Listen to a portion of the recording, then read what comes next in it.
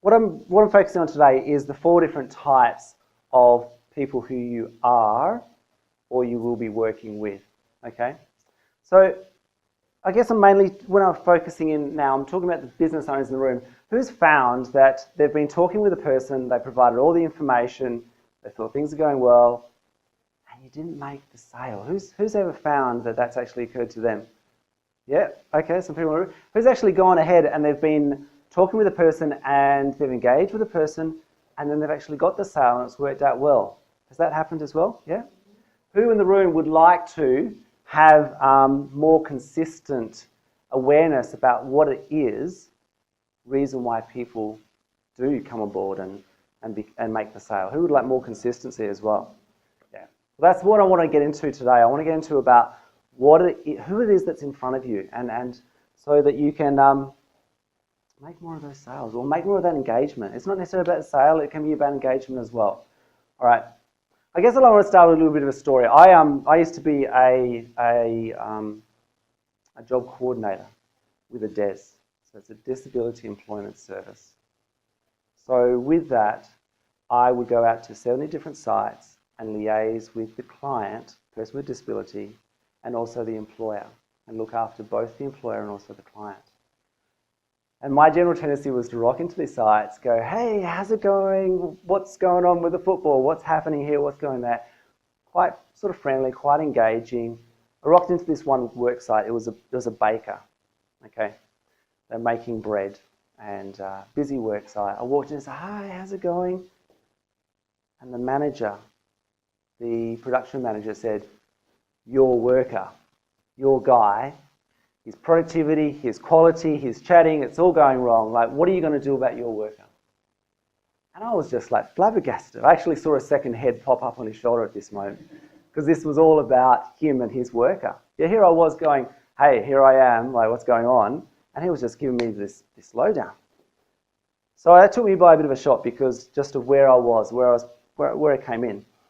So as a result, I listened to what he had to say.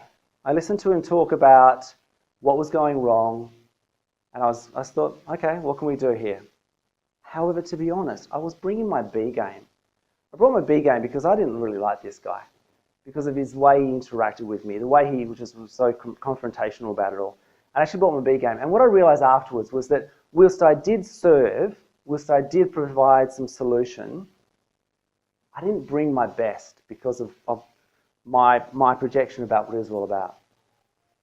Now, if I'd known what I know now, I would have brought my A game because I was aware of where he was coming from as an individual. I wasn't coming purely from what I was all about. And what I realised is that that would have been a win for my client because it would have maximised his job retention. It would have been a win for the employer because he got what he wanted.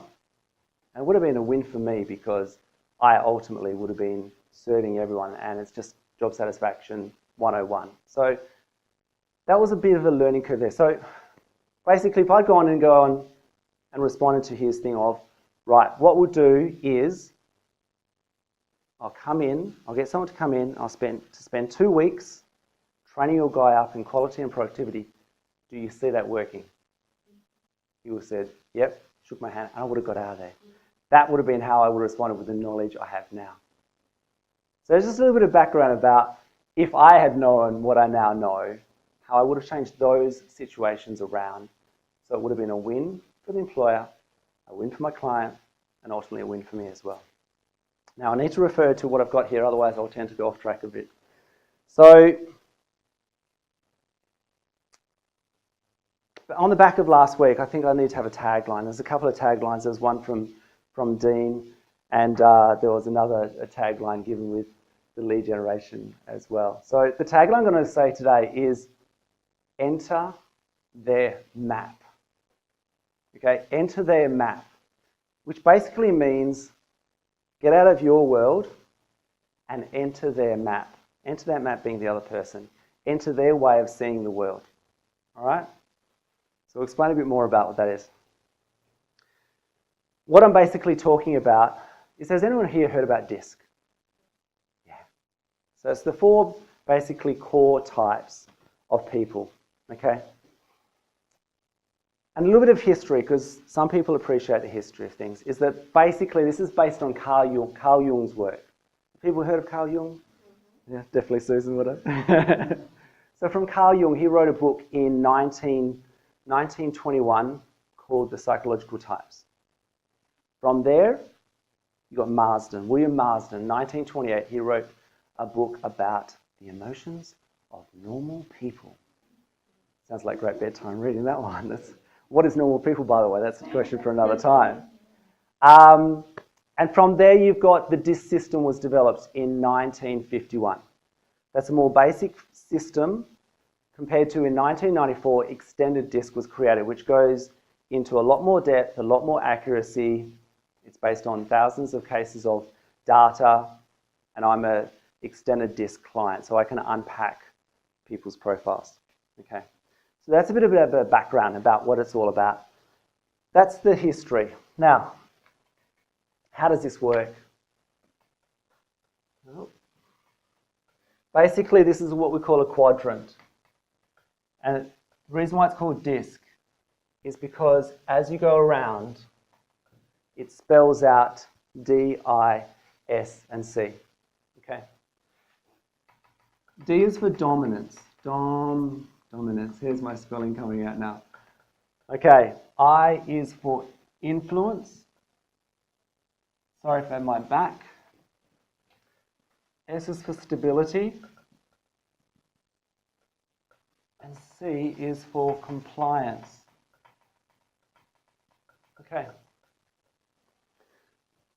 Now the reality is that we all have 1, 2, or 3 of these within us. Some are stronger than others. And the idea of it is it's about understanding that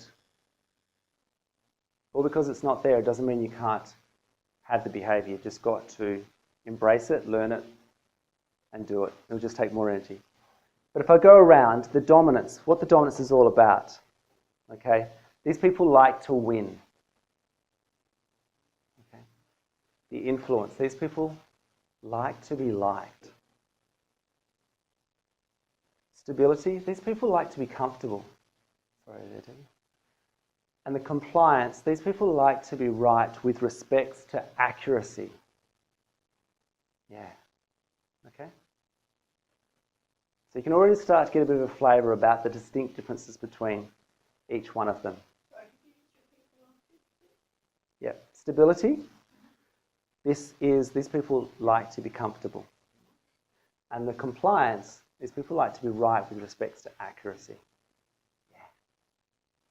All right. I'm just going to drill down a little bit more, give you a bit more background. With the dominance, this is the bull archetype. Okay, these are the entrepreneurs of the world. These people are very visual, very driven. The entrepreneurs of the world, they are the go-getters. Okay, they, their worst fear is loss of control. Yeah, very driven, very outcome orientated. Okay, if we just go to the I, and when I'm giving you this overview, it's very, very snapshotish. There's so much information to this. When I do an unpack, there's a 24-page report that comes with this that people get to take home. So this is just an overview, a helicopter ride.